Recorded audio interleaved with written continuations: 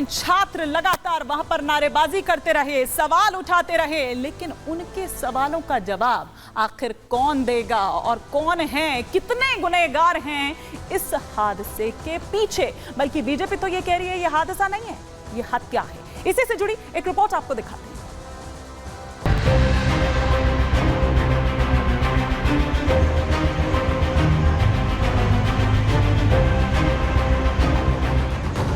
दिल्ली के ओल्ड राजेंद्र नगर का वो इलाका प्रतियोगी परीक्षाओं की तैयारियां करने वाले छात्रों की चहल पहल से गुलजार रहता था। अब उसकी गलियों में सिर्फ गम और गुस्सा भरा हुआ है। गुस्साए छात्रों का इंसाफ की मांग को लेकर धरना प्रदर्शन जारी है।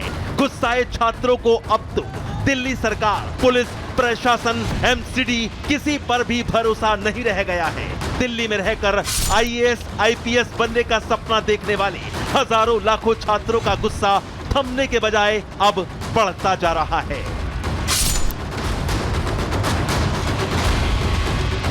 एक तरफ जहां आक्रोशित छात्र प्रदर्शन के साथ साथ जांच की मांग कर रहे हैं, तो वहीं इस मामले में किसी की जवाबदेही तय होने के बजाय सियासत का दौर शुरू हो चुका है। इस मामले को लेकर बीजेपी और आप नेता एक दूसरे पर निशाना साध रहे हैं। बीजेपी भी अब इस मामले में एक्शन के लिए सड़क पर कूद पड़ी है। आम आदमी पार्टी का दफ्तर घेरने निकले बीजेपी कार्यकर्ताओं और पुलिस के बीच जमकर घमासान हुआ।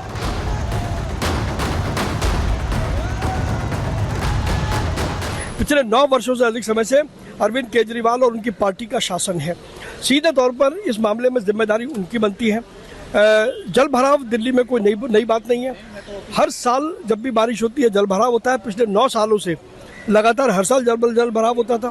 तो एक सवाल बड़ा उठता है कि जब हर साल ये होता है तो आम आदमी पार्टी ने ऐसा कौन सा ठोस कदम उठाया जिससे जल भराव न हो।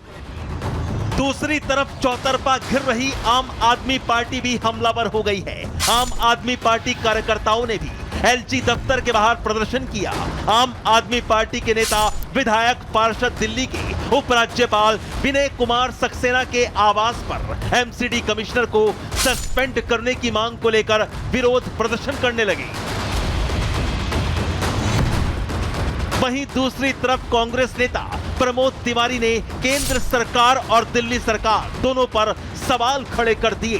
तो वहीं शिवसेना यूबीटी नेता संजय राउत ने कहा उन्हें सोचना चाहिए कि ये घटना क्यों हुई। जब नियमों का उल्लंघन हो रहा था, आपकी तमाम अधिकारी वहां पे तैनात हैं, कर्मचारी हैं, तो कैसी इजाजत दे रहे थे? इससे लगता है कि वहां पर भ्रष्टाचार था और उसकी कीमत चुकाई हमारे 3 नवोदित नौजवानों ने, जो कल के अधिकारी बन सकते थे, आज कफन ओढ़ के सो गए। मैं तो इसकी जिम्मेदार भारत की केंद्र सरकार और दिल्ली की इस सरकार को मानता हूं, जहां पे दूसरी पार्टियां काबिज हैं। दर्दनाक हादसा दिल्ली में हुआ है। बेसमेंट में पानी गया, नाला फट गया। अब ये सरकार किसकी है? आपकी है? क्या ये सरकार लेफ्टिनेंट गवर्नर चलाते हैं बीजेपी ने जो अपॉइंट किए हैं? वो झगड़ा अब नहीं होना चाहिए। ये क्यों हुआ? आगे आने वाले दिनों में सरकार के हाथ से हम टाल सकते हैं क्या? उस बारे में सोचना चाहिए। इधर बिहार के पूर्णिया से लोकसभा सांसद पप्पू यादव ने कहा पूरे देश में कोचिंग माफिया का जाल फैला हुआ है। लूट है, इंफ्रास्ट्रक्चर नहीं है, सुरक्षा के कोई मानक नहीं है, सरकार की कोई गाइडलाइन नहीं है, मिडिल क्लास के परिवार लुट जाते हैं।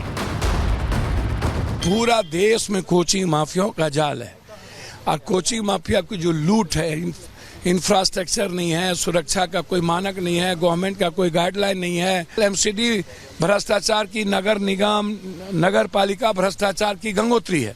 अब ये बच्चे की मौत होती रहे, भाजपा आम आदमी पार्टी की बात करे, आम आदमी पार्टी भाजपा की बात करे। अरे तो पहले तो आप इस जो एमसीडी ने जो घर बनाने का, सीवरेज पर, अन्य चीजों पर पैसा लेके दिया है, उसकी भी जांच करिए। इतना ही नहीं, देश की राजधानी दिल्ली में हुए ऐसे दर्दनाक हादसे की गूंज संसद तक सुनाई दी। सदन में भी आपके नेता अपनी गलती दूसरों पर मढ़ने की कोशिश कर रहे हैं। जबकि लोकसभा में भी इस हादसे की निष्पक्ष जांच और दोषियों पर कड़ी कार्रवाई की मांग की गई है। Bureau report, Republic Bharat. तो ये रिपोर्ट हमने आपको दिखाई, लेकिन अब हम आपको बताते हैं कि दरअसल जो 3 मौतें इस हादसे में हुई, उनमें एक तान्या सोनी, जिसकी उम्र सिर्फ 25 साल थी और तेलंगाना के सिकंदराबाद की रहने वाली थी। तान्या डीयू के महाराजा अग्रसेन कॉलेज की छात्रा थी और 1.5 महीने पहले कोचिंग सेंटर में उसने दाखिला लिया था। इसके अलावा नवीन डाल्विन, जिसकी उम्र 28 साल थी और केरल के एर्नाकुलम के रहने वाले थे। नवीन 8 महीने से दिल्ली में तैयारी कर रहे थे और जेएनयू से पीएचडी। वहीं तीसरी जो इसमें अगर मौत हुई उसकी बात करें तो श्रेया यादव, उसकी उम्र भी 25 साल थी। उत्तर प्रदेश के अंबेडकर नगर की रहने वाली थी श्रेया और जून में ही कोचिंग सेंटर में दाखिला लिया था उसने। KNIT सुल्तानपुर से अगर बात करें तो कृषि में उसने BSc की है। तो ये हम आपको बता रहे हैं कि जो वो 3 छात्र जो इस सिस्टम की, इस सोए हुए सिस्टम की दरअसल भेंट चढ़ गए। लेकिन आइए अब हम आपको दिखाते हैं, बताते हैं कि क्या दरअसल 27 जुलाई जिस दिन ये हादसा हुआ उस दिन क्या हुआ था। उस दिन की तस्वीरें इस वक्त मैं आपको दिखा रही हूं कि किस तरह से वो पानी वहां पर आता है। ये बेसमेंट का पूरा एरिया है और आप अगर यहाँ पर देखेंगे तो आपको लगेगा कि कोई नदी या कोई नाला जो है वो ये छात्र जो उस वक्त लाइब्रेरी में थे वो इसे पार कर रहे हैं। और एक एक कर आप काउंट करते जाइए कि कितने छात्र उस वक्त उस बेसमेंट में मौजूद थे। ये 27 जुलाई की हम आपको तस्वीर दिखा रहे हैं और वहां पर जैसे ही ये पानी आता है ऐसा लग रहा था जैसे कोई झरना बह रहा हो। और ये देखिए, ये हम आपको जो दिखा रहे हैं ये वो आरोपी जो इस कार का मालिक दरअसल है और इस कार ड्राइवर दरअसल है और इस कार ड्राइवर को पकड़ा पुलिस ने। 7 गिरफ्तारी अब तक इस मामले में हुई है, जिसमें कोऑर्डिनेटर की अगर हम बात करें, कोचिंग संस्थान का जो मालिक है उसको और कार ड्राइवर को पकड़ा, क्योंकि कहा जा रहा है कि बेसमेंट में जब पानी आ गया था इसकी गाड़ी वहीं पार्क थी और तेजी के साथ ही वहां से बेसमेंट से अपनी गाड़ी को निकालता है और तेजी के साथ वो प्रेशर पड़ता है और जो गेट सामने था वो गेट टूट जाता है और फिर वहां से पानी झरने की तरह नीचे बहने लगता है।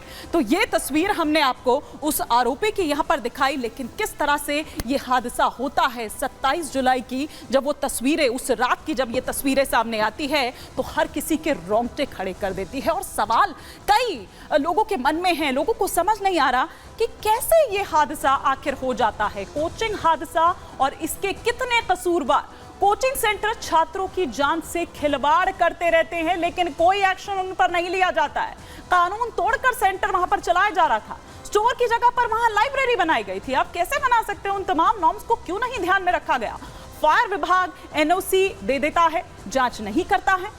इमरजेंसी व्यवस्था किसी तरह की कोई वहां पर दिखाई नहीं देती है। इसीलिए सेफ्टी और सिक्योरिटी की बात हो रही है इन छात्रों की। MCD नियम कानून टूटने की अनदेखी करता रहा। मुआयना करना तक उसने जरूरी नहीं समझा, जबकि इतनी शिकायतें उसके पास गई थी, बार बार गई थी। जल निकासी का किसी तरह का कोई इंतजाम सही तरीके से, ठीक तरीके से वहां पर नहीं दिखाई देता है। तो ये हम आपको तस्वीरें दिखा रहे थे और साथ ही साथ कितने वो कसूरवार है, सिर्फ एक नहीं, 2 नहीं, बल्कि पूरा मिली भगत जो है वो इसके पीछे दिखाई जाती है। और यही कारण है कि इतने सवाल खड़े हो रहे हैं। आज के प्रहार के इस सफर में फिलहाल इतना ही। कल हम फिर हाजिर होंगे एक नए मुद्दे के साथ। तब तक के लिए दीजिए इजाजत। नमस्कार।